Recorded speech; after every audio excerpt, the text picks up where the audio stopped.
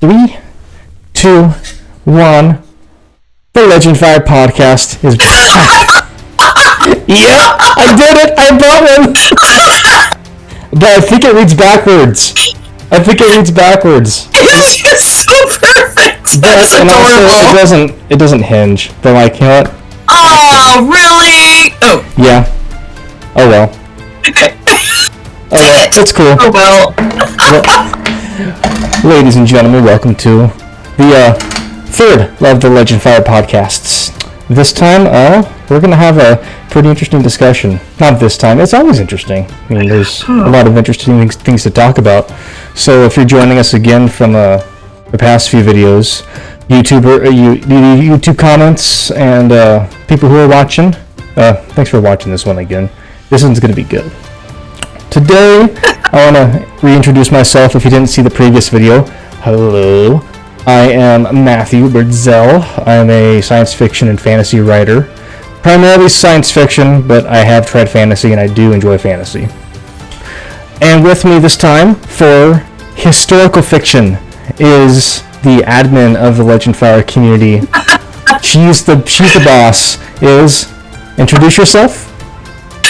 I am Court Ellen, a fantasy author. I'm actually trying to break into horror, and also, obviously, since I'm here to talk about historical, then I also dabble in that. Mm-hmm. Yay.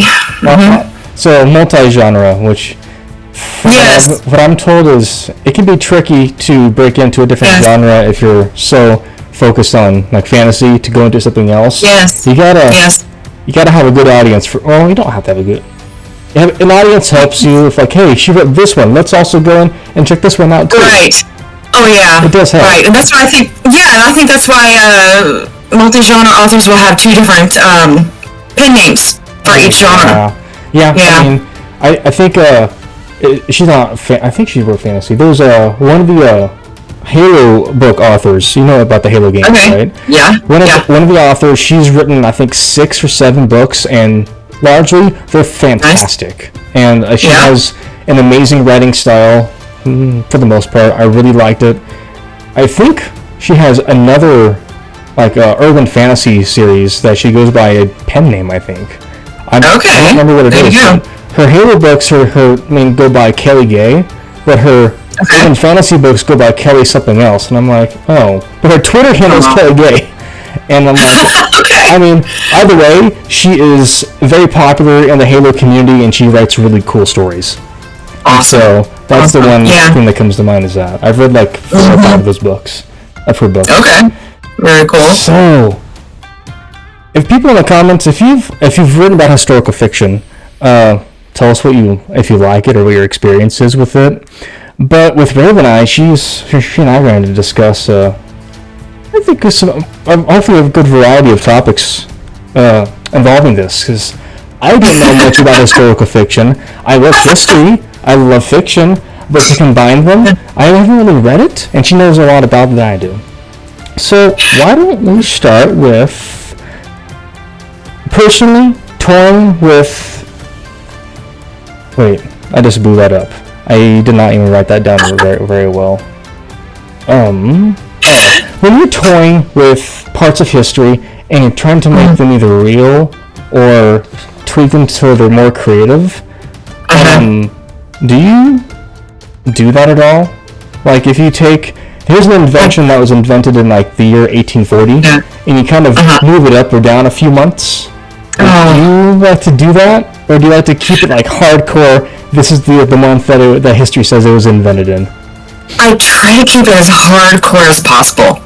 I mean, a few months in there, maybe, but if we're talking about years or decades, absolutely not. That just goes all over me. If I read it or see it in a film, it doesn't sit well with me. I feel guilty. Yeah. Because I know that someone out there knows the facts, and they're going to catch me. Okay? Yes, and so, I mean... There's just so many, anytime, I mean, even when it goes to, like, attitudes, you know? I mean, so you watch a film that takes place, in the Middle Ages or whatever, and this girl is all upset because her noble father is going to marry her off to a man she doesn't love. What does she complain about? Am I your property that you can do this? I'm sorry, but she would have known that was expected of her. Yeah, she would have. Right? That's true. Yes. Yeah. Yes. And so even getting the attitudes wrong drives me crazy. And so doing as much research. There you go.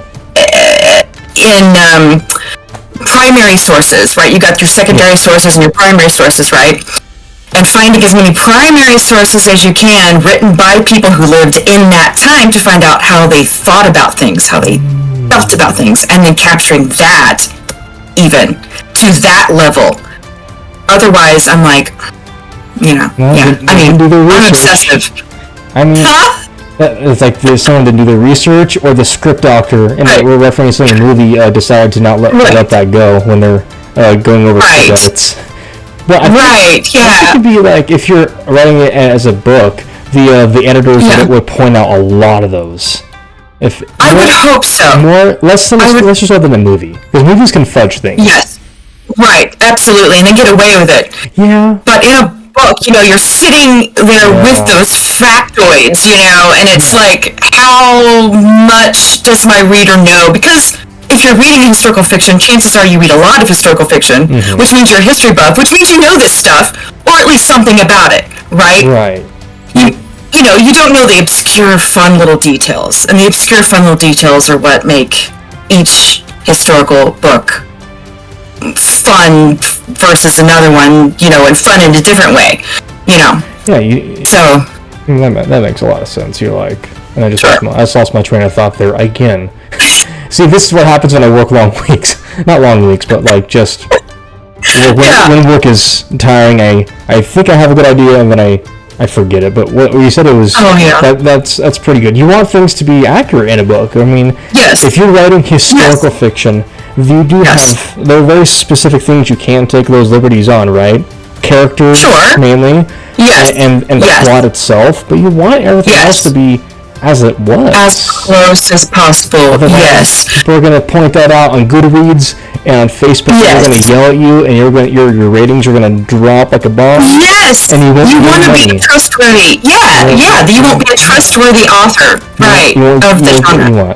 But if you're Ridley Scott, you can do that and still make a lot of money.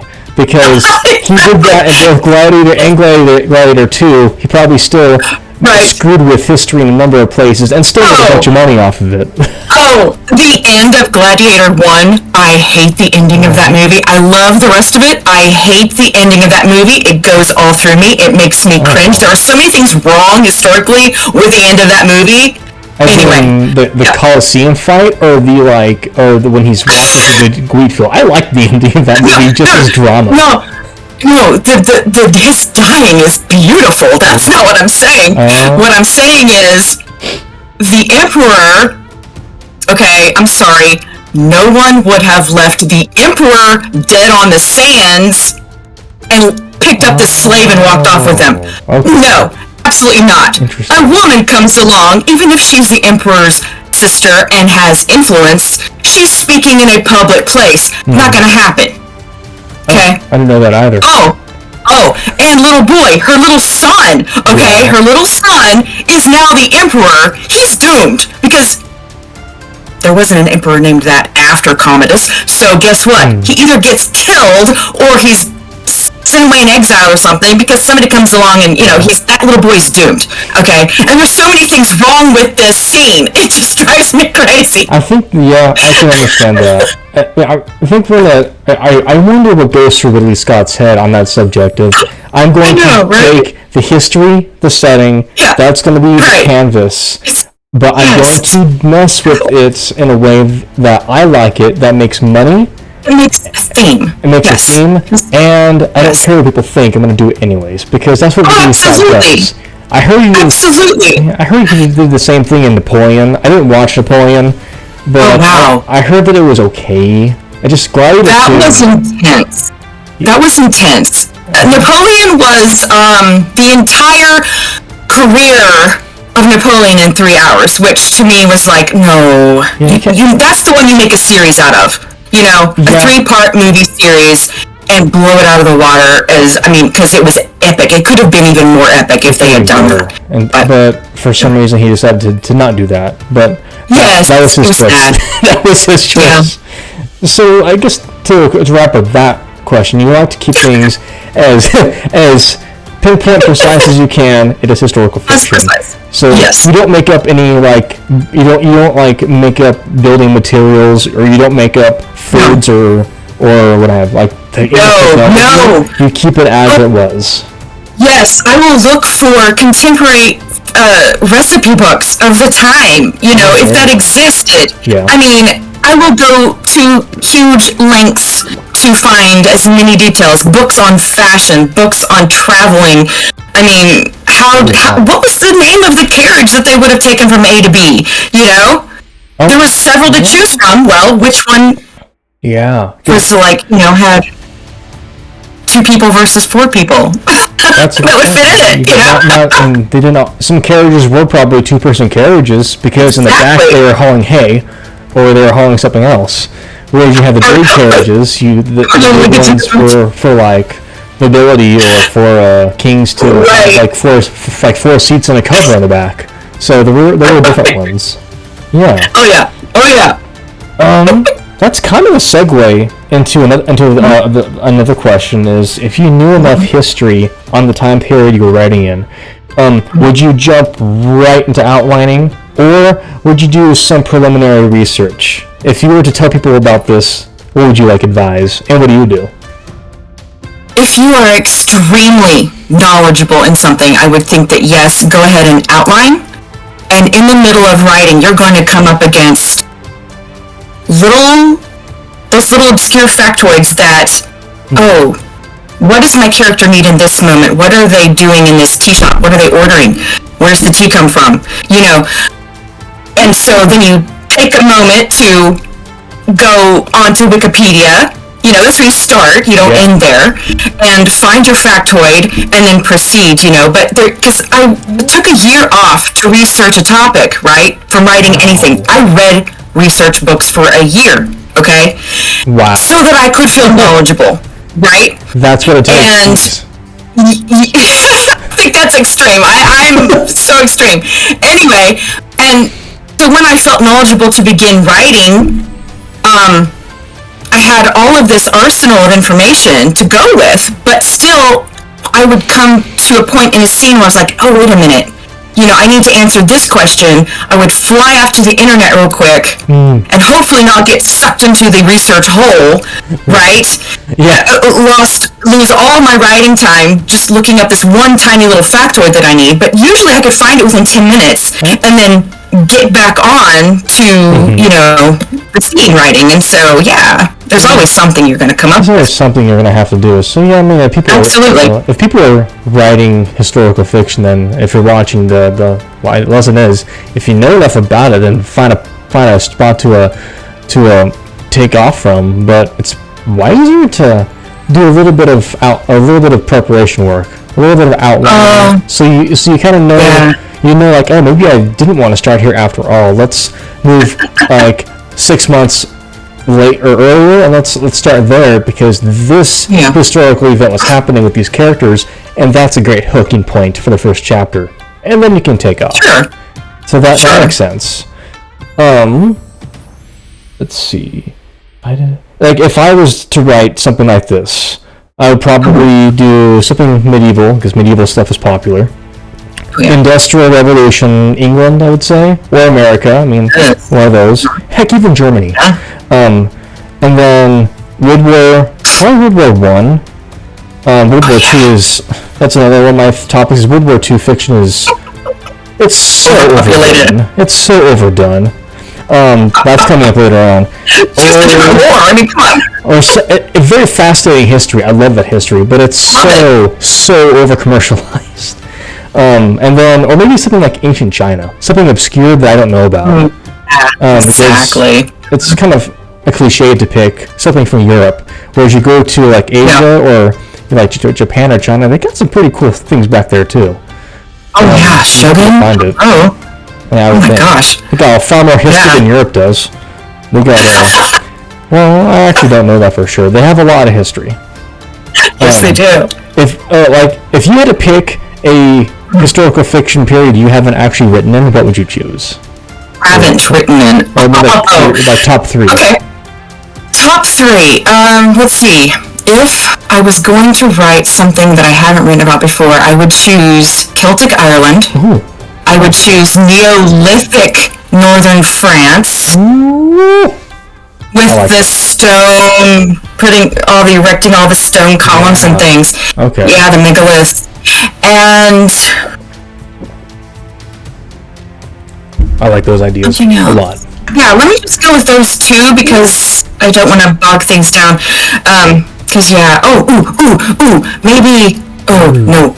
Tell me. Something Native American before the white people showed up. Okay. Yeah, kind of. So not Last of the Mohicans, but before that. Oh, I love Last of the Mohicans, but no, way before that. Daniel Day-Lewis is good in that movie. It's a good movie. Oh, yeah, it's the best. I think, wasn't James Horner the composer of it, and he has that one kind of romantic theme track in it? I think that was a James Horner score, and he has some really pretty pieces of music in that movie. It was 2 men. It was 2 men. It was what? 2 men. 2 men. Yes. I'm actually. Well, I don't want to actually mess up my the recording screen, but I'll do it. I have to find it here too. I'm curious of who that was.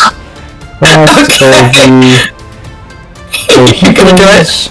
And then it was Trevor Jones, Randy Edelman, Dougie McLean, and I can never pronounce that. It's an Irish name. Syrian? Kieran? Okay. Probably Kieran. Kieran, I think is his name, because Kieran Hines is a great actor, and he has that same name. Oh, yeah. I love Kieran Hines. Absolutely. Yeah, whatever he's in, he's terrific. Yeah, those are some pretty good options. I like all of those. If you ever did those, yeah. I'd be like, go for it. We can probably talk about obscure. Yeah. I mentioned this a few minutes ago, but there's way too much World War II fiction. It seems so over-commercialized. I mean, that era is very iconic, and not just because of the war, but because of the stories, the heroism, the romance that came out of that. That is very valid. Right. But do you agree that it's overdone? It's like... I didn't realize how much World War II fiction was out there until my mother told me. She was reading this obsessively, right? Oh, wow. And she would just load her Kindle with all of these World War II romance books or whatever. And she was like, she finally came to me and said, but they're all starting to sound the same. And I was like, well, Mom, stop reading those. There's a lot of other historical periods to explore in fiction. There's so many of them. I mean, you can go read John McCullough for early American history, right? 1776, that big famous book. Oh, yeah. Oh, my God. There's so many. I mean, or maybe just American and English, all other sorts of history, but there's that, yeah. So it is kind of overdone. Despite how many good stories came out of it, there are still, it's still like, come on, guys, do something more original. Right. I mean, unless you're the guy that wrote The Man in the High Castle, then there's that. But I have not read that, but okay. I haven't read it either. One of my previous roommates watched that show, and I was kind of intrigued by it. I think it was also a pretty. I don't know how intense it got, but it seemed intriguing to me. Okay, you're right. And it also has another really good English actor or German actor in that show. I forget who it is, but that's for a different conversation. So, for you specifically, when you are doing expository dumps, info dumps, what is your process like? I'm curious about that. Because this is like, there's a lot going on with that. Right. I mean, obviously, when you've done all this research, a year's worth of research, you want to include, like, all of the fun factoids that you discovered, right? And just dump them in. You know, you want to describe the setting as, you know, it looks in this ancient photograph, you know, whatever, this painting, you know. I mean, you want to describe every single thing. But obviously, that's going to bore the crap out of your readers. And you don't want it to sound, you know, like a history manual, for goodness sake, or a textbook, you know. And so I think my method it's worked best if I focus those details through a character's eyes and a character's thought or belief system about that thing. I see what you mean. You keep it tight inside that POV, you know, instead of stepping out of it to a omniscient type thing, you know. And I think that's kept it, to me, even in the writing, more interesting. It's not a boring info dump, even though I really like a good info dump, right? It can be great. It can be really cool, because you're like just mesmerized by all the facts and the details. The more obscure, the better, you know? I mean, it's like when you're writing about... so my fiction, the novel that I've been working on takes place in 1870s Egypt, okay? And so... Egypt is so much in our faces. I don't have to waste time describing the pyramids. Yeah, no. They're there. Everybody on the planet knows what they look like, okay? I don't have to waste much more than a sentence or two on the pyramids, right? Just a couple of words, really. Just like, hey, right. Exactly. They visited them. He's right over there. Right. Yeah, seriously. So what I got to focus on instead was the more obscure details that I would find in my sources, like traveling by donkey, not camel. Okay? Wow. Cool. An English girl riding cross saddle, not side saddle, with her ankles showing in the 1870s, freaking out because men can see her ankles because she has to ride a donkey 2 miles into the desert, right? Okay, I mean, that's fun. I don't have to say this, you know, women were leery about it. No, she's freaking out about her ankles showing, you know. So there's a difference. I think that thing also happened in England in some of the other eras where they were so concerned about where they showed skin, and it's like, I can't do this or I can't do that, or like, I'm glad we don't have that time anymore. Right. I mean, I'm not a woman, so I can't exactly understand that, but it's like, it's nice to have that restriction. It's like, you can keep that dress, but like, come on. 2 inches of ankle skin ain't gonna hurt you. Right, exactly. And that's what was so fun, to compare the two cultures, you know, because Egyptian women were running around with little slippers on with their ankles showing all the time, but they had their faces veiled, right? And this, you know, I mean, so it was fun to compare the two cultures and those little factoids coming into conflict. And did you have to like find like what kind of conflict did you have to solve for that, or was there any? I'm not so yeah, she's dressed as an English girl going in to live in middle part of Egypt in Luxor for several months, and she's wearing petticoats, woolen stockings, and she has to overcome this in her mind to be able to wear trousers, little balloony trousers, and little slippers that show her ankles all the time. You know? And so there was just this little details to put in while she's dealing with the larger conflict, obviously, that's not what the story's about. Okay. You know? It looks like, how many hours of research did that scene take you to actually write? I imagine it was probably a few dozen. Maybe. What was so much fun was finding, you know, trolling the internet until I found photographs taken of that time in that place and got to see what women were actually wearing. The hijabs that, you know, women wear now is not how they covered their heads and faces back then. It was totally different. You know? I would have known that. I would not have known that if I hadn't found those photographs. And so, just keep pushing for those factoids, That is interesting to actually hear that. I mean, I wouldn't have known that. I've never studied that kind of history. Man, I haven't studied history since high school. I mean, I'll read about it here and there, or be immersed in a video game with it if I'm playing Assassin's Creed or A Plague Tale, then there's a history right there. I think I'm going to actually ask that question in the next video.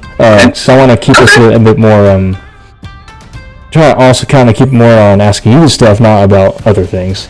I'll wrap up this video with this question, and then we can do some signing off for this one. Do you consult historical experts? Use a library, YouTube, scholarly journals? Do you do any of that? I tried to ask a expert. They never got back with me. So I nixed that idea. So I order as many obscure books as I can find on the topic. They're rare books. They're expensive because they are not widely in print. Especially, case in point, the book that I needed about the antiquities trade. There's just a book dedicated just to the antiquities trade in Egypt. How niche is that? That's very niche. Every time people say antiquities, you want to think ancient Greece, but just because that was around doesn't mean that antiquity wasn't also in other places. Oh, because yes. People were killing each other over these things. It was ridiculous. That's antiquity Egypt. I've never heard that term before, but it probably existed because it was rampant. People like you and me, we were going there to buy mummies, bring them home to our friends. Oh yeah. It was real. Wow. Absolutely. What you went traveling for back then? You would actually buy a mummy? What? You could actually buy a mummy. A real mummy. Yes. That's It was weird. disgusting. That's I weird. know. But that's cool to know, too. And people in the comments, did you know that? Did you know you could do that back then? Because I sure didn't. Get up, it's real. That's crazy. They'd have mummy and wrapping parties when they got them home. Oh, my word. I'm glad we're not doing that. But I am too. Maybe I'd actually watch it just once, just for the experience. But that's preposterous and silly all at the same time. It's heartbreaking. Wow, what way to waste your money on that? That's what I think nowadays. Maybe they didn't think that was a waste of money. Oh no, status. There's that. What a way to wrap up this episode. Every single time you mentioned obscure details, I keep thinking back to Claire Obscure, Expedition 33. So have you heard of that? I've heard it's amazing. I've heard it's a masterpiece. I've played 2.5 hours of it a couple months ago, but because I'm busy on trying to create video game stuff for my portfolio, I haven't played it all the way through. But just the beginning of it, it's that's a standout game. Way cool. Nice. A team of 34 people. A core team of 34 people. That's on the website. I'm like, good job, guys. You just put a bunch of other studios to shame with that game. Make another one, please. Anyways, but that is not that's not really historical fiction. Actually, it's not. It's just a fantastical style of thing. Yeah, it's awesome. more fantasy. Yeah. Which is not with this video, but obscure. It rung a bell. But alright. Cool first episode for world building with Raveneye, folks. Any more concluding thoughts before we do shameless plugs, where we can find what you're reading, watching, those kind of. I should probably list out one thing at a time. First, let's start with shameless plugs. Okay, shameless plugs. They are not historical fiction. These are fantasy novellas. Yeah, they're short. I've read Nocturne in Red. It's good. By the way, guys, I've read Nocturne in Red. You should read it. It's fascinating. So awesome. you have my approval to go in and purchase that from her. I read that 3-4 months ago, I think it was. Oh, nice. So I did read it relatively recently. I enjoyed it. Awesome. Thank you. There's that, and then your other books. Again, they're not fantasy, but you got something else that you spend a lot more time on. There's that books. People can find a fantasy series. This is five. But there are 5 of this. Is the conclusion. It's upside down. It's epic. It's awesome. Go for it. Yeah, it was upside down when you're holding it. That one.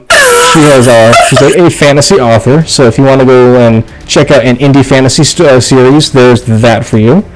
What are you... did you have any extra concluding thoughts on those other questions, or were they all cleared up for you on those? Anything you want to leave the audience for this one? God. Maybe not? No? No. No? We've got a lot of stuff that we can already think about anyways. What are you working on? Watching or playing? That's gonna be okay. The Last Kingdom is my historical candy. It's me. It's me. Last Kingdom. I've seen it. I've seen it. Oh yeah. It is a vicious show, but it's fascinating. I mean, beautiful. It's perfect. It's wonderful. I could have gone. It is so my soul. I could have gone without the sexual scenes in that show personally, but the rest of it. Yeah, that was intense. The rest of the show, I enjoyed quite a bit. I'm like, that was good. Just I could have gone without a few of his other scenes. So we'll ignore those. We'll ignore those. But King Arthur the Great, Uhtred, all of his cool little kids that he had. He had his own estate, and then trying to unite England as a kingdom. That must have been a feat to pull off. And he wasn't even that. Right. He was still a fictional character. He wasn't actually that much real. So no, he was not. That was. I mean, that's a whole other video in itself. I don't know if I'll do that. Absolutely. It's a cool show if you can stand the gore. And if it comes. 9th century England is when that takes place, folks. And it's on Netflix. So with that, what's the book you're working on? The 1870s. Oh, okay. It's I'm calling it The Shattered Eden. Oh, that's I remember hearing that. Yep. Right. And it's an English girl who ends up in Luxor with a family, and it deals with deep themes, very dark themes. So yeah. A lot of people like that in historical fiction. Despite all the goodness that is in history, there's also a lot of darkness. Lots of bad. And people like to read about that. And that's just the way that goes. But it sounds fascinating based on what I read. And so there's that. People can find you on LegendFire, the forums. She runs the whole show over there. And she's good at it. There's that. And you also have a website. Yeah. Yes, I do. It's CourtAllen.com. CourtAllen.com. I can link that in the description of this video too. You can find me on my website too, MatthewBirdzell.net. You'll see my video game writing samples on my portfolio. Awesome. You'll see some of my previous writing updates for my project book, which is called Project Alexis. That's my main character's name. And that's science fiction space opera. I am almost halfway done with the developmental revisions on that. I got a little bit more one chapter to fix, one more chapter to work on, and then I'm halfway through. And I'm like, yay! Exciting! And the second half of the book is the hardest part. But it's going to be the most exciting and the most impactful part of the whole story is everything in the second half. There's a lot of work to do. I'm excited for that one. I'm also working on some other video game stuff. And then there's that. I'm on LegendFire. Probably not as often as I could be, but I'm still there. And then I'm also working on some other video game stuff. And then there's that. I'm on LegendFire. Probably not as often as I could be, but I'm still there. And then I'm also Discord, Xbox, HD Simplicity is my gamertag name. And my YouTube channel. I have a few videos from the past you can see on video game stuff and on writing. And I think that is going to be a good place to wrap up this first part of historical fiction with Raveneye. Thank you, Raveneye, for those really great thank you. Answers to those questions. If you like this in the comments, comment something, or subscribe or not subscribe. It's totally up to you. I'm not a full-time YouTuber. I do this occasionally for fun.